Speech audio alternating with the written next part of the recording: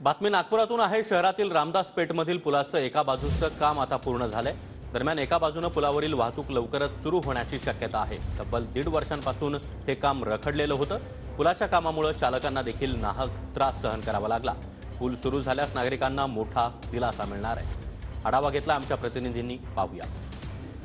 नियमित वाहतुकीस अडथळा ठरत असलेला रामदास पेठमधील पूल जो आहे तो आता एका भागाने पूर्णत्वास आल्याचं चित्र पाहायला मिळते। त्यामुळे हा पूल वाहतुकीसाठी उघडा करण्यात येणार आहे। एका बाजूची वाहतूक उघडी केली जाणार आहे आणि लवकरच ही होणार असल्याची शक्यता जी आहे ती वर्तवली जात आहे। महत्त्वाचं म्हणजे गेल्या 1.5 वर्षापासून संत गतीने या ठिकाणी काम सुरू होतं।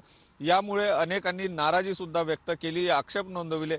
मात्र या पुलाचं काम संत गतीने सुरू होतं। अतिशय महत्त्वाचा असा रामदास पेठ आणि सिव्हिल लाईनला जोडणारा हा पूल आहे आणि या मार्गावर जी वाहतूक आहे ती वाहतूक करण्यासाठी जवळपास 1.5 ते 2 किलोमीटरचा फेरा मारून जावं लागत होतं। त्यामुळे नागरिकांना हा पूल सुरू झाल्यास दिलासा मिळणार आहे। महत्त्वाचं म्हणजे हा पूल जो आहे अतिशय महत्त्वाचा आहे आणि 2 वर्षापूर्वी आलेल्या पावसामध्ये हा पूल कोसळला होता आणि त्यानंतर या ठिकाणी काम सुरू झालं। मात्र काम अतिशय संत गतीने असल्यामुळे नागरिकांना मोठ्या समस्यांचा सामना करावा लागत होता। वाहतूक कोंडी या ठिकाणी होत होती आणि वाहतुकीचे प्रश्न निर्माण होत होते। मात्र आता हा अडथळा दूर होण्याच्या मार्गावर दिसतो आहे। त्यामुळे लवकरच हा पूल सुरू होईल अशी अपेक्षा नागपूरकर करताना दिसते आहे। Cameraman size Sunil Dhage, TV9 Marathi, Nagpur.